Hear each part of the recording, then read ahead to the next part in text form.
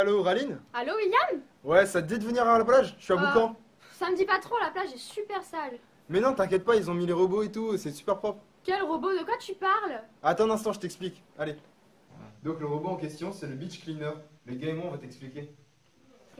C'est un nouveau concept de robot aspirateur inspiré des robots d'intérieur. Il mesure 50 cm de long et 40 cm de large. Grâce à ses chenilles, il est tout terrain et va pouvoir ramasser les petits déchets que les agents municipaux ne pourront pas ramasser, tels que les mégots de cigarettes et les capsules de bière. Ce robot respecte l'environnement car il ne va pas prélever ni les coraux ni le sable. Ah, il possède donc un système de tamis. En effet, il possède des râteaux qui vont ramener le sable et les déchets dans un tamis pour y séparer les déchets du sable et des coraux. Et les déchets, que deviennent-ils? Une fois arrivés dans le tamis, ils sont propulsés par des bulles à air comprimé qui vont envoyer les déchets les plus légers au fond de la benne et les déchets un peu plus lourds dans la première benne. Une fois cela fait, il y aura un premier tri des capsules pour la première et des mégots pour l'arrière. Une fois dans la benne, il y aura un dernier tamis qui va enlever l'excédent de sable qui aura pu être propulsé. Et comme les coraux sont plus lourds, ils tombent devant les bacs et rejoignent directement le sable? Exactement.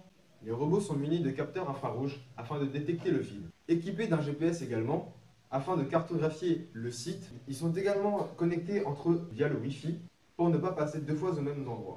Des zones?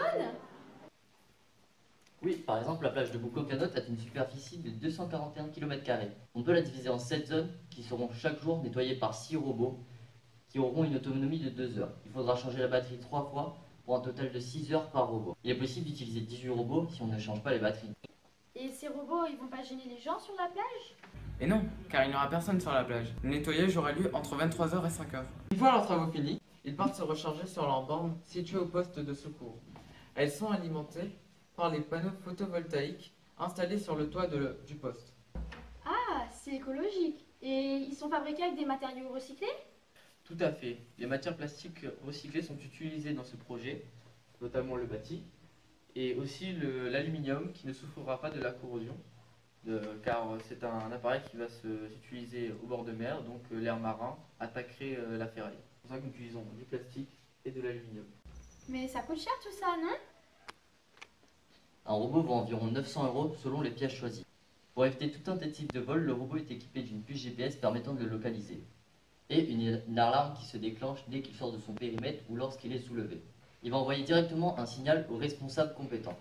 Font un compte-rendu du nettoyage effectué afin de délimiter les zones de nettoyage. Waouh, mais quelle innovation! J'arrive.